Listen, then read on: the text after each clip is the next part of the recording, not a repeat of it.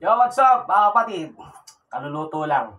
At tapos na tayo mag-packaging ng ating chili garlic sauce. Pero paalala lang, huwag puro negosyo, huwag puro trabaho. Importante, mag-enjoy ka rin. Dahil hindi naman lahat ng oras malakas tayo at hindi naman tayo pa-immortal. Patanda tayo tapos papatay. Di ba? Kaya mas masarap yung nagtatrabaho ka.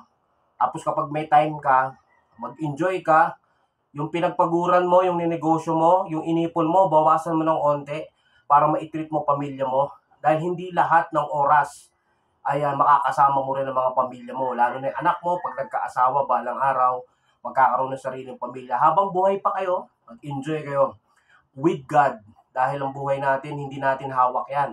Napakadali lang, napakabilis ng buhay dito sa mundo. Kaya mag-ingat kayo. Kasi para saan pa ang dahilan ng pagtatrabaho, pagnenegosyo? Para makapag-ipon, para gumanda ang buhay sa araw-araw, para kapag may mga problema, may madukot, tama yon. Pero ang importante, mag-enjoy ka.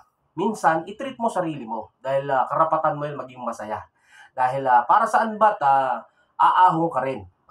Madadami rin naman ang bangko mo. Pero ang tanong, madadala mo ba sa kamatayan yon? Kung sobra-sobra na, okay na yan. Huwag ka nang magpakalunod na katulad ng iba. Ginagawa na lang talaga nilang na maging milyonaryo, sobrang daming pera.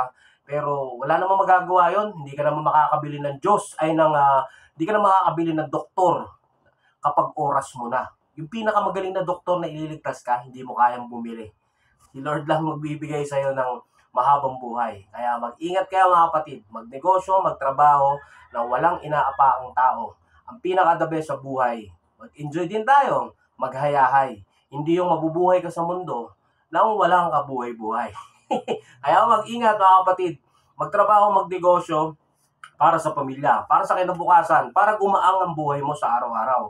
Hindi para sambahin ng pera. Di ba? Kaya mga kapatid, ingat. I love you!